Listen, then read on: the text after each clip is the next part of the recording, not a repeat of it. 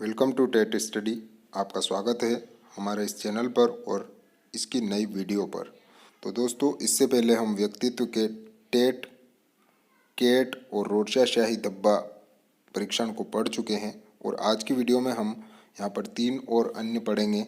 शब्द सहचर्य परीक्षण, SCT हमारा, और खेल या ड्रामा परीक्षण पढ़ेंगे, जो कि एग्ज़ाम में पूछे जाते हैं बहुत बार। और अगर आपने पुराने वीडियोस को नहीं देखा है तो आप उनको भी देख सकते हैं और इनके सभी के PDF आप हमारे टेलीग्राम चैनल से डाउनलोड कर सकते हैं। तो बने रहिए वीडियो में लास्ट तक, आपको अच्छे से यहाँ पर समझ में आएगा। और वीडियो को लाइक कर दीजिए, ठीक है। तो पढ़ते हैं शब्द सहचर्य परीक्षण, जिसे अंग्रेजी में कहा जाता है वर्ड एसोसिएट टेस्ट, जिसके जनक फ्रांसिस गाल्टन है। अब यहाँ पर आपको जनक याद रखना है। कई बार मैंने एग्ज़ाम में इसे पूछते हुए देखा है या इससे संबंधित क्वेश्चन देखा है, इसलिए यहाँ पर इसको जोड़ देकर मैं बता रहा हूँ। इस परीक्षण में टोटल 50 से 75 उद्दीपक शब्द होते हैं, ठीक है। परीक्षार्थी को अधिकतम 1 मिनट में एक उद्दीपक शब्द से संबंधित एक शब्द को लिखने को कहा जाता है, ठीक है। परीक्षार्थी को 1 मिनट दिया जाता है और एक उद्दीपक शब्द से संबंधित अन्य कोई शब्द लिखने को कहा जाता है, ठीक है। तो बच्चा जैसे लिखता है और कम से कम उसको एक बार में 20 शब्द दिए जाते हैं, यानी कि 20 मिनट के लिए फिर उसको मुक्त किया जाता है और उससे संबंधित वो शब्द लिखता है। और फिर जो वो शब्द होते हैं उनसे संबंध बिठाया जाता है, इसीलिए यहाँ पर शब्द सहचर्य परीक्षण इसे कहा गया है। और फिर उद्दीपक शब्द से लिखे गए शब्द का सहचर्य किया जाता है, ठीक है। जैसे कि सहचर्य किया जाता है, भाई शब्द जो उसको दिया था उद्दीपक शब्द, उससे धनात्मक अगर वो शब्द लिख रहा है तो अच्छी बात है, ऋणात्मक लिख रहा है तो बुरा है, और अगर शून्य है बिल्कुल तो वो सामान्य है, ठीक है।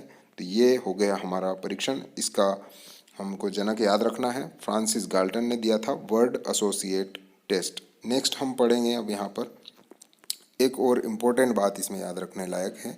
कार्ल जूंग ने इन शब्दों की संख्या बढ़ाकर 100 कर दी थी। अभी मैंने आपको बताया कि इसमें मूल रूप से 50 से 75 उद्दीपक शब्द थे, लेकिन यहाँ पर क्वेश्चन पूछा जाता है एग्जाम में कि कार्ल जूंग ने उद्दीपक शब्दों की संख्या 50 से 75 से बढ़ाकर कितनी कर दी थी। तो और ऑप्शन वहाँ पर 100, 120 कितने भी आपको दे देंगे, तो आपको वहाँ पर 100 राइट करके आना है, ठीक है। बढ़ते हैं नेक्स्ट की ओर। ये हमारा सिद्धांत रहेगा या फिर ये हमारा व्यक्तित्व परीक्षण रहेगा SCT। इसका शॉर्ट नेम है, SCT के नाम से इसे जाना जाता है। बाकी इसका पूरा नाम है सेंटेंस कॉम्प्लेशन टेस्ट, यानी कि वाक्य पूर्ति परीक्षा, या इसे वाक्य कहानी पूर्ति परीक्षण भी कहा जाता है। ये किसने दिया है? तो ये पाइने और टेंडलर इसके जनक हैं और सन 1930 में इसको दिया था इन्होंने, जो कि व्यक्तित्व मापन करने की एक विधि है। अब इसमें क्या किया जाता है, देखिएगा आप ध्यान से। इस परीक्षण में 12 अधूरे वाक्य या एक अधूरी कहानी होती है, ठीक है। अधूरे क्यों, ये भी आपको पता चल जाएगा नेक्स्ट आगे। इस परीक्षण में आप याद रखिएगा 12 अधूरे वाक्य या एक अधूरी कहानी होती है, जिनकी शुरुआत म अक्षर से होती है, ठीक है। म यानी कि खुद से होती है। इन्हें परीक्षार्थी के समक्ष अचानक प्रस्तुत किया जाता है, ठीक है। अचानक प्रस्तुत इसलिए किया जाता है क्योंकि अचानक प्रस्तुत करने से वह अचेतन मन में उसका उत्तर दे, ठीक है। और अचेतन अवस्था में व्यक्ति हमेशा सही बात करता है। जैसे कि मान लीजिए कोई शराब पी लेता है तो वो अचेतन अवस्था में अपनी जो बात किसी को नहीं बतानी है वह भी बता देता है। तो अचेतन अवस्था कुछ ऐसी होती है, इसलिए यहाँ पर अचेतन अवस्था में इसको प्रयोग किया जाता है। तो जिनकी शुरुआत म से होती है, इन्हें परीक्षार्थी के समक्ष अचानक प्रस्तुत किया जाता है और तत्काल पूर्ण करवाया जाता है, जिससे वह अचेतन मन में पूर्ण कर देता है और लिखे गए वाक्यों को पढ़कर उसके व्यक्तित्व का निर्धारण कर लिया जाता है। अब देखिए, जैसे कि मैं जब दुखी होता हूँ तो डैश डैश डैश करके वहाँ पर लिखा जाता है और अचानक से उससे पूर्ति करवाई जाती है। हो सकता है कि वो अपने मन में जो भी चल रहा है वो उसमें अचानक से लिख दे या बता दे, ठीक है, जो वो चेतन अवस्था में आने के बाद नहीं बताएगा। तो इसलिए यहाँ पर इस परीक्षण में अधूरे वाक्य और अधूरी कहानी रखी जाती है। तो इसका नाम एक बार फिर से बता देता हूँ, वाक्य पूर्ति परीक्षा और वाक्य कहानी पूर्ति परीक्षण, जिसके जनक हैं पाइने और टेंडलर। इसका आपको सन भी पता ही होगा, सन 1930 में इसको दिया गया था। आप जरूर से इसे याद रखिएगा। बढ़ते हैं नेक्स्ट की ओर।